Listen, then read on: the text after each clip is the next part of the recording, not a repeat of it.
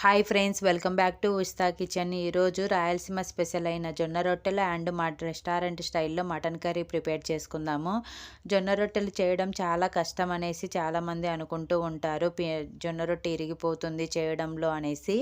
ఇలా నేను చెప్పే ట్రిక్తో ట్రై చేయండి. జొన్న రొట్టె అనేది విరగకుండా రౌండ్గా పెద్దగా కూడా చేసుకోవచ్చు. అంతేకాకుండా మటన్ కర్రీ అనేది చాలా బాగుంటుంది. ముక్కలు లేకపోయినా గ్రేవీతోనే తినేసేయచ్చు. వీడియో లాస్ట్ వరకు చూసి మీరు కూడా తప్పకుండా ట్రై చేయండి ఫ్రెండ్స్. సో ఇంతవరకు ఈ వీడియోని లైక్ చేయకపోతే లైక్ చేసి మన ఉషిత కిచెన్ ఛానల్ని సబ్స్క్రైబ్ చేసుకోండి. నెక్స్ట్ మటన్ కర్రీ ప్రిపేర్ చేసుకుందాము. మటన్ కర్రీ కోసము నేను ఇక్కడ 3/4 కిలో మటన్ తీసుకున్నాను. ఈ మటన్ అనేది చిన్న చిన్నగా కట్ చేసుకోవడం వల్ల తినేటప్పుడు టేస్ట్ బాగుంటుందన్నమాట. ఈ మటన్ ముక్కలు అనేది 2 టైమ్స్ బాగా కడిగి తీసుకున్నాను అనమాట.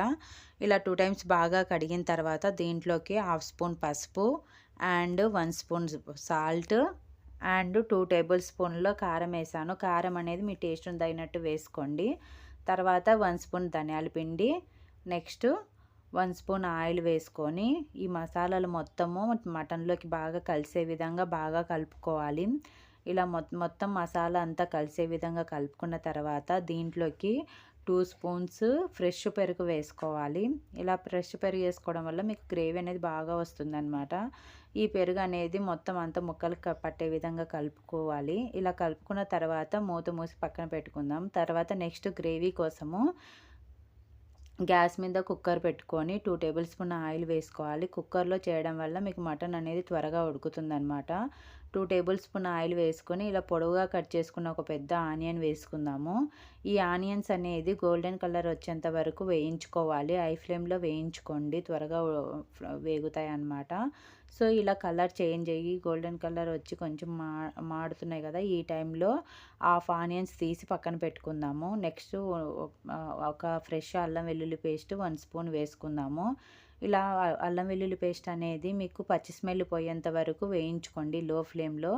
తర్వాత దీంట్లోకి మనం ఆల్రెడీ కలిపి పెట్టుకున్న మటన్ ఉంది కదా, ఆ మటన్ వేసుకొని నార్మల్గా విజిల్ కాకుండా నార్మల్గా మూత మూసి లో ఫ్లేమ్లో కుక్ చేసుకుందాము. అంతలోపల ఇది ఒక 5 మినిట్స్ కుక్ అయ్యే లోపల నెక్స్ట్ మనం మిక్సీ పట్టుకుందాము. ఆల్రెడీ మనం ఆనియన్స్ తీసి పక్కన పెట్టుకున్నాం కదా, ఆనియన్స్ వేసి పట్టుకోవాలన్నమాట. తర్వాత దీంట్లోకి ఒక టమోటా వేసుకుందాను. టమోటా అనేది ఎక్కువ వేయొద్దు, ఒకటి సరిపోతుంది. ఎక్కువ వేస్తే స్వీట్నెస్ అనేది వస్తుందన్నమాట. సో ఇలా ఆనియన్స్ టమోటా ఇలా పేస్ట్ లాగా పట్టుకున్న తర్వాత నెక్స్ట్ మూత తీసి చూద్దాము. ఇలా మటన్లో ఉన్న వాటర్ అన్నీ బయటికి వచ్చాయి చూడండి. ఇలా కొంచెం మొత్తం అంతా బాగా కలుపుకోవాలి మటన్ని. ఇలా మొత్తం అంతా నీట్గా కలుపుకున్న తర్వాత దీంట్లోకి మనం already onions and tomato paste చేసి పెట్టుకున్నాం కదా, ఆ పేస్ట్ వేసుకుందాము. ఈ పేస్ట్ వేసుకోవడం వల్ల మీకు గ్రేవీ అనేది బాగా వస్తుందన్నమాట. తర్వాత 1 స్పూన్ చికెన్ మసాలా దీంట్లోకి వేసుకొని బాగా కలుపుకోవాలి. ఇలా మొత్తం మసాలా అంతా కలిసే విధంగా కలుపుకున్న తర్వాత ఇక్కడ 1.5 గ్లాస్ వాటర్ పోసుకుంటున్నాను గ్రేవీ కోసం అన్నమాట. ఇలా 1.5 గ్లాస్ వాటర్ పోసుకొని ఒకసారి మొత్తం అంతా కలిసే విధంగా కలుపుకొని విజిల్ పెట్టేసుకుందాము. ఈ విజిల్ అనేది ఒక 7 విజిల్ రావాలండి. విజిల్స్ కూడా మీకు మటన్ బట్టి ఉంటుందన్నమాట. మటన్ లేతగా ఉంటే ఒక 5 to 6 సరిపోతుంది, లేకపోతే ఒక 7-8 రావాలన్నమాట. ఇప్పుడు చూడండి ఎంత బాగా కుక్ అయిందో, గ్రేవీ కూడా చిక్కగా వచ్చింది కదా. ఇలా మొత్తం అంతా ఒకసారి కలుపుకుంటే మనకు గ్రేవీ ఏ కన్సిస్టెన్సీలో ఉందో అర్థమవుతుంది. ఇలా ముక్కను బట్టి తీసుకుంటే మీకు ముక్క ఉడికిందా లేదా అనేది ఇలా బోన్ను పట్టుకొని తీయడం వల్లనే మీకు అర్థమవుతుంది అన్నమాట. సపరేట్ అవుతుంది మటన్ పీస్ అనేది. ఇలా సపరేట్ అయిందంటే మటన్ బాగా ఉడికినట్టేనండి. సో ఈ టైంలో మీకు సాల్ట్ కారం అందుకు సరిపోయిందా లేదా అనేది చెక్ చేసుకోవచ్చు. ఇలా చెక్ చేసుకున్న తర్వాత 1/2 స్పూన్ గరం మసాలా, 2 స్పూన్ల కొబ్బరి పొడి వేసుకుంటున్నాను. కొబ్బరి పొడి అనేది మీకు చిక్కగా రావడం కోసం గ్రేవీ అనేది. ఇలా నాకు జొన్న రొట్టెలకు కదా ఇంకొంచెం చిక్కగా రావడం కోసం నేను హాఫ్ గ్లాస్ వాటర్ వేసాను అనమాట. ఇలా వాటర్ వేసి మళ్ళీ ఒక 10 మినిట్స్ ఉడికించుకుందాము. నార్మల్గా ఉడికించుకుందాం, విజిల్ అవసరం లేదు. తర్వాత ఫైనల్గా కొత్తిమీర వేసుకొని ఒకసారి బాగా కలుపుకొని సర్వ్ చేసుకోవడమే. చూడండి మీకు ఎంత చిక్కగా వచ్చిందో గ్రేవీ అనేది. ఇలా జొన్న రొట్టెలకి కొంచెం గ్రేవీ ఉంటేనే బాగుంటుందన్నమాట. మటన్ రెడీ అయిపోయింది. తర్వాత నెక్స్ట్ జొన్న రొట్టెలు ప్రిపేర్ చేసుకుందాము. జొన్న రొట్టెల కోసము మిక్సింగ్ బౌల్ తీసుకొని దాంట్లోకి 1½ గ్లాసు జొన్న పిండి వేసుకోవాలి. దీంట్లోకి తర్వాత హాఫ్ స్పూన్ సాల్ట్ వేసుకొని ఒకసారి కలిసే విధంగా కలుపుకోవాలి. తర్వాత నెక్స్ట్ కొంచెం కొంచెం వాటర్ యాడ్ చేసుకుంటూ కలుపుకోవాలి జొన్న పిండి అనేది. వాటర్ అనేది ఫస్ట్ టైం చేస్తున్న వాళ్ళైతే గోరువెచ్చని వాటర్తో కలుపుకోండి.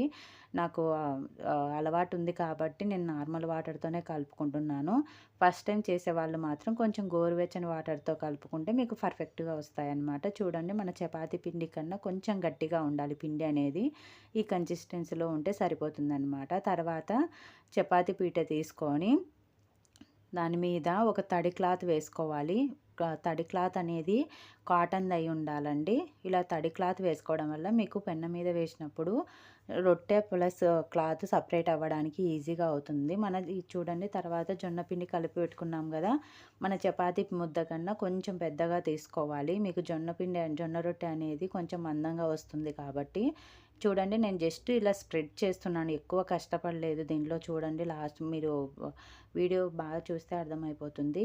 ఇంకొకటి ఏంటంటే, మనము చపాతీ పీట ఉంది కదా!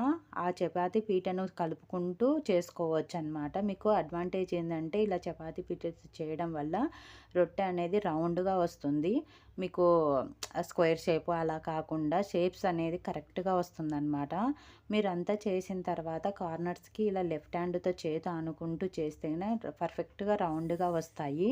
సో, ఇలా మొత్తం అంతా రౌండ్‌గా చేసుకున్న తర్వాత చూడండి ఎంత బాగా రౌండ్‌గా చూడండి.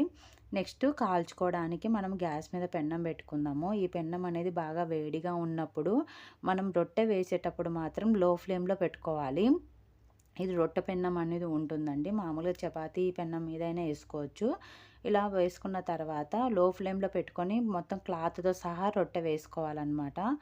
ఇలా మొత్తం వేసుకున్న తర్వాత క్లాత్ రిమూవ్ చేసి నెక్స్ట్ హై ఫ్లేమ్‌లో పెట్టుకోవాలి. మీరు హై ఫ్లేమ్‌లో పెట్టుకొని జొన్న రొట్టె వేస్తే మీకు చెయ్యి అనేది వేడి ఎక్కువ ఉండి జొన్న రొట్టె అనేది పెన్నం మీద వేయలేరనమాట. తర్వాత వెంటనే కదపొద్దండి. కొంచెం రొట్టె అనేది కలర్ చేంజ్ అయిన తర్వాత ఫస్టు రౌండ్‌గా చుట్టూరు అనుకోని తర్వాత తిప్పేసుకోవాలనమాట. తిప్పేసుకునేటప్పుడు కూడా లెఫ్ట్ హ్యాండ్ సహాయం పట్టుకొని తిప్పేసుకోవాలి. లేకుంటే జొన్న రొట్టె అనేది ఇరిగిపోతుంది. తర్వాత జొన్న రొట్టె కాలడానికి కొంచెం టైం పడుతుందనమాట. సో, ఆ టైంలో ఇంకొక రొట్టె తట్టుకోవచ్చు. టైం వేస్ట్ కాకుండా ఇంకొక రొట్టె ఇలా తట్టుకొని కాల్చుకోవచ్చనమాట. సో, ఈ జొన్న రొట్టె అనేది మీకు కొంచెం ఎక్కువనే టైం పడుతుంది. చపాతీలాగా కాదు. 2 సైడ్స్ బాగా కాల్చుకోవాలనమాట. లేకుంటే మీకు పిండి పిండిలాగా ఉంటుంది.